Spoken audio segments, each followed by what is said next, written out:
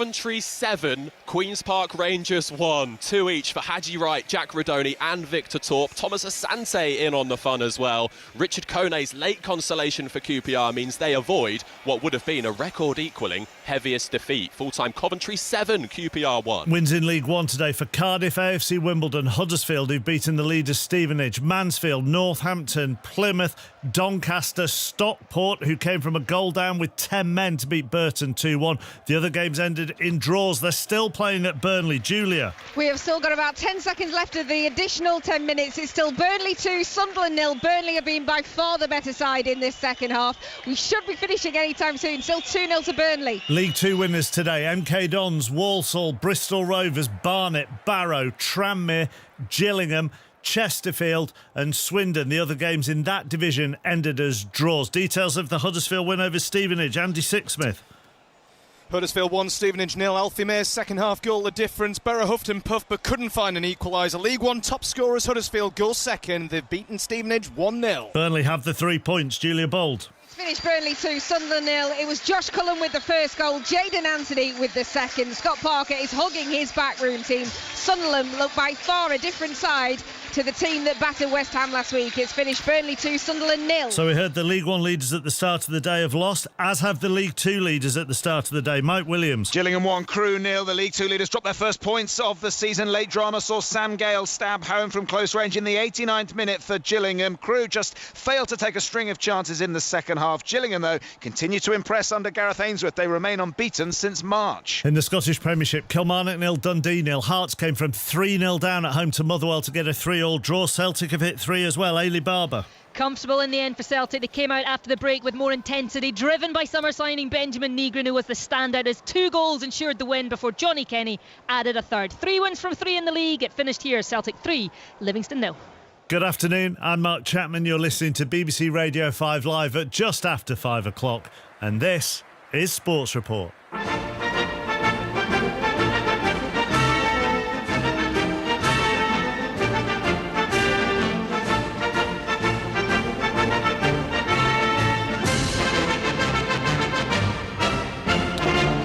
The headlines this Saturday tea time. Tottenham stun Manchester City at the Etihad. Trafford could be pressured. 2 years older and wiser now, but that wasn't very wise. This is Richarlison. A recovery, but Spurs now do double their lead. And Palhinha has his first goal for them. Spurs win 2-0. Burnley have their first win of the season, beating Sunderland 2-0. Brentford and Bournemouth get their first wins as well against Aston Villa and Wolves, respectively. At 5:30, we've got commentary of Arsenal against Leeds, and John Murray on top of that. Arsenal have their man. Yes, half an hour before kick-off in their first Premier League home match of the season, Arsenal have just announced that Eberechi Eze is their new number 10.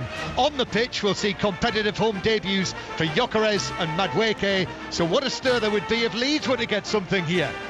In the Championship, Coventry hit 7 to beat QPR. Stoke and Middlesbrough maintain their 100% records. There's a third straight defeat for Sheffield United, but Sheffield Wednesday fight back to draw at Wrexham. The League One leaders, Stevenage, lose their first game of the season at Huddersfield. The League Two leaders also lose. Crewe defeated at Gillingham. Brendan Rodgers makes 8 changes, but Celtic beat Livingston 3-0. And Morecambe get an 98th minute winner to take their opening match of the campaign. A big win for Scotland, who beat Wales in the Women's Rugby Union World Cup. Matt Fitzpatrick leads the British Masters, and Willie Mullins wins the Ebor with the 5-1 favourite Ethical Diamond.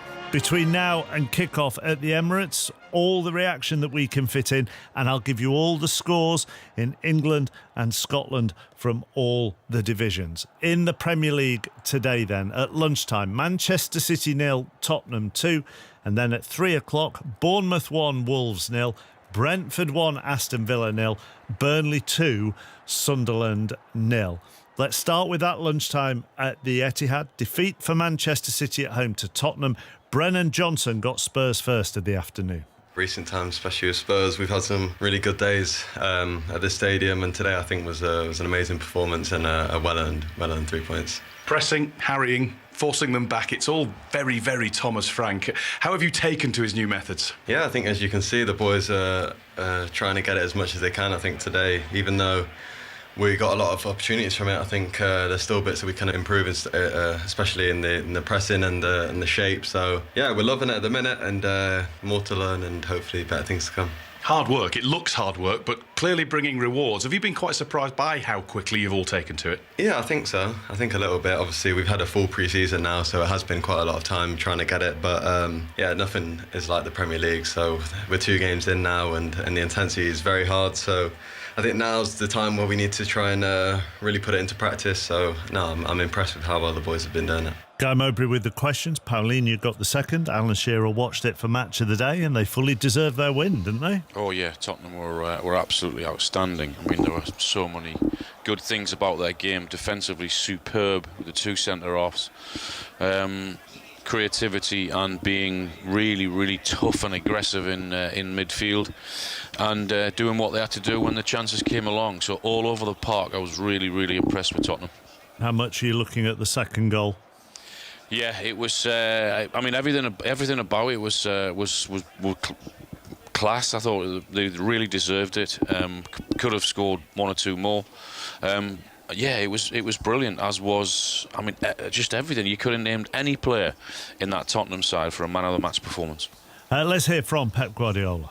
Well, the result, I think the performance was better, and in general in many moments. So, but the simple things, I think we missed the simple things, and individually or even collectively. It's not blame absolutely, but simple things, the passes, what you have to do, we miss a lot. But yeah, a part of that, we gave everything, and the vibe that we have in the rhythm and the trainings and the games is good. It's just to continue with that. Spurs always make it hard. Thomas Frank teams always make it hard, but did your team maybe make it hard for themselves as well? Well, we talk for the second goal, obviously. So when a team, we talk about that, against high pressing, we had to attack differently in our build-up, and after when we dropped them, we were quite good. I know the physicality they have. We were close in the transition, but we lose simple things. A lot of balls we lose. You're many steps ahead of us because you see your players every day.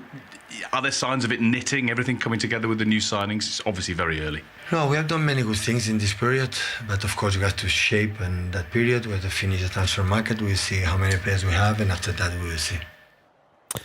For all they were great last week, Alan, they didn't have that same zip today, did they? No, but they weren't allowed that same zip. I think because of how aggressive Tottenham were. I mean, their midfield 3, Tottenham, were absolutely outstanding. They really were. Paulinho in there was at the heart of everything. Bentancur and Papsar as well. They played a huge part in everything about Spurs, what they did. But because of their energy, because of their aggression, Man City weren't allowed any of the spark that they had last weekend. So yeah, Tottenham really, really deserved it. I know you watched Burnley as well. Before I get your thoughts on that, let's just get the details of their win over Sunderland from Julia Bold. Yeah, it finished Burnley 2, Sunderland 0. A real valuable 3 points for the home side, and you can see how much it meant to the players and the manager as they've only just gone back inside after celebrating with the fans. Lyle Foster's goal early on ruled out by VAR for a foul in the Bill